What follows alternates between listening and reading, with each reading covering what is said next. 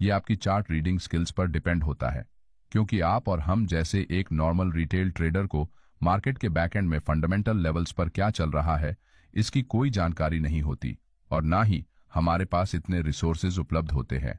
हमें तो सिर्फ उस कंपनी के स्टॉक या फिर इंडेक्स की चार्ट को देखकर ही अपने बाय और सेल के निर्णय लेने पड़ते हैं। इसलिए अपनी ट्रेडिंग जर्नी में सक्सेसफुल होने के लिए हमारे पास अपने चार्ट रीडिंग स्किल को सुधारने के अलावा कोई और रास्ता नहीं बचता। स्मार्ट मनी में जितने भी चार्ट रीडिंग के इंपॉर्टेंट कॉन्सेप्ट है उनमें से लिक्विडिटी सबसे महत्वपूर्ण है। अगर आपको चार्ट पर लिक्विडिटी को ढूंढना आ गया तो आपको प्रॉफिटेबल ट्रेडर बनने से कोई नहीं रोक सकता। इसलिए आज के वीडियो में हम चार्ट पर आप लिक्विडिटी को किस तरह से ढूंढ सकते हैं इसे समझेंगे। बहुत से ट्रेडर ऐसे हैं जिनके मन में लिक्विडिटी को लेकर कई सवाल होते हैं। उनमें से सबसे महत्वपूर्ण सवाल होता है कि आखिर लिक्विडिटी किसे कहते हैं या फिर लिक्विडिटी क्या होती है। इसीलिए लिक्विडिटी को चार्ट पर किस प्रकार से ढूंढना है इसे जानने से पहले हमें लिक्विडिटी को समझना बहुत जरूरी है। देखिए, मार्केट में मुख्य रूप से दो तरह के ट्रेडर्स मौजूद होते हैं। एक साइड में होते हैं बायर्स और दूसरे साइड में होते हैं सेलर्स। जब एक सेलर किसी स्टॉक को बेचता है तभी बायर उसे बाय कर सकता है।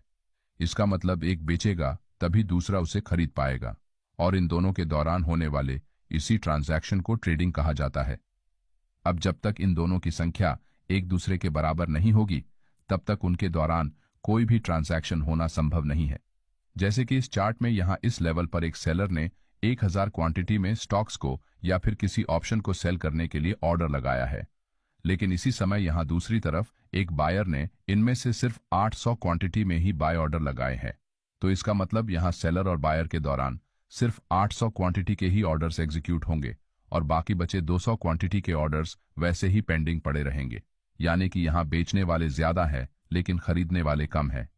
इसका मतलब ये स्टॉक या फिर ऑप्शन लिक्विड नहीं है, जिस कारण ये ट्रांजैक्शन कंप्लीट नहीं हो पाया। इसी कॉन्सेप्ट को स्मार्ट मनी में लिक्विडिटी के नाम से जाना जाता है। सिंपल भाषा में कहे तो अगर आपको चार्ट पर लिक्विडिटी को ढूंढना है तो आपको बस उस चार्ट पर अभी किस एरिया में बायर्स और सेलर्स सबसे ज्यादा एक्टिव है, यानी कि कहां पर वो सबसे ज्यादा बाय एंड सेल कर रहे हैं, इसे ढूंढना पड़ेगा। अगर आपने हमारे चार्ट रीडिंग कैसे खोज निकालना है इसे भी समझते हैं। किसी भी चार्ट पर अलग अलग जगह कई प्रकार से लिक्विडिटी मौजूद होती है, जिनमें से इन प्रमुख चार्ट कंडीशंस को हम आज सीखेंगे। तो चलिए सबसे पहले इक्वल हाइज एंड लोज को समझते हैं।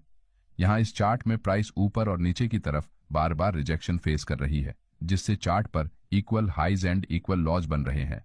अब जो भी सेलर्स यहाँ ऊपर से सेल ऑर्डर लगाकर मार्केट में एंटर हुए हैं उनके स्टॉप लॉस यहाँ कहीं इस लेवल पर ऊपर की तरफ लगे हुए हैं। सेलर्स के स्टॉप लॉस यानी कि उनके बाय ऑर्डर्स यहाँ पर बड़ी संख्या में मौजूद है, क्योंकि यहाँ से मार्केट नीचे जाएगा ये सोचकर उन्होंने यहाँ सेलिंग की है। लेकिन अगर मार्केट नीचे जाने की बजाय ऊपर बढ़ा तो उन्हें अपने सेल ऑर्डर्स को क्लोज करना होगा, यानी कि यहाँ पर बाय करना होगा। इसी तरह नीचे की तरफ इस लेवल पर जो बायर्स बाइंग करने की इच्छा रखते हुए लॉन्ग पोजीशन में एंट्री कर चुके हैं उनके स्टॉप लॉस ऑर्डर्स यहाँ नीचे लगे हैं। मार्केट में बायर्स के स्टॉप लॉस एक प्रकार से सेल ऑर्डर्स होते हैं और सेलर्स के स्टॉप लॉस बाय ऑर्डर्स की तरह काम करते हैं। इसे आपको समझना होगा।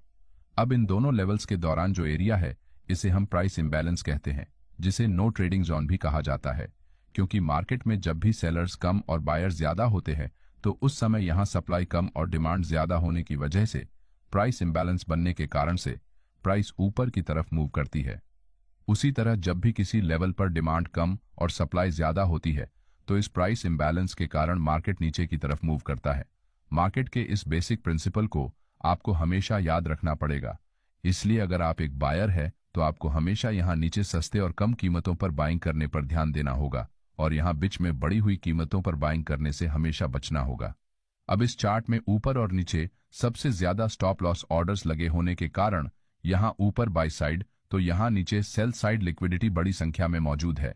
इसका मतलब अगर मार्केट किसी कारण से इस एरिया के ऊपर निकलता है और कुछ देर तक इसी एरिया में सस्टेन करता है या फिर ब्रेकआउट कैंडल की क्लोजिंग इस एरिया के ऊपर होती है तो यहाँ बाय साइड लिक्विडिटी होने की वजह से एक स्ट्रॉन्ग बुलिश मूव आने की संभावना नीचे के मुकाबले सबसे ज्यादा है। लेकिन बहुत बार प्राइस इस लिक्विडिटी को स्वीप करने के बाद ऊपर जाने की बजाय तेजी से नीचे चली जाती है। इसलिए इस एरिया में आने वाले ब्रेकआउट्स पर सबसे ज्यादा स्टॉप लॉस हंटिंग की जाती है। इसी वजह से जब भी किसी हाई लिक्विडिटी एरिया में प्राइस आती है तो उस समय ट्रेड में एंट्री करने की जल्दबाजी नहीं करनी चाहिए, क्योंकि इन एरियाज में इंस्टीट्यूशनल ट्रेडर्स एक रिटेल ट्रेडर्स की साइकोलॉजी के साथ खेलकर उन्हें फेक ब्रेकआउट्स दिखाकर अपने जाल में फंसाते हैं। चलिए अब अगली चार्ट कंडीशन को समझते हैं। इस चार्ट में प्राइस लगातार ऊपर से नीचे गिरते हुए हायर लो और लोअर लो बना रही है।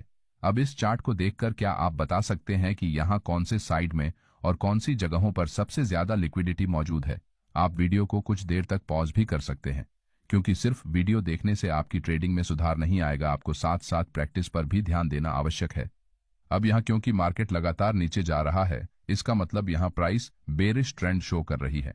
अब अस्यूम कीजिए कि आप एक रिटेल सेलर है जिसने यहाँ शॉर्ट सेल किया है, तो आप अपना स्टॉप लॉस यहाँ इस लेवल के आसपास लगाएंगे। अब क्योंकि मार्केट आपकी ट्रेड के डायरेक्शन में नीचे जा रही है, इसलिए आप अपने ट्रेड को यहाँ होल्ड करते हुए अपने स्टॉप लॉस को हर एक स्विंग हाई के ऊपर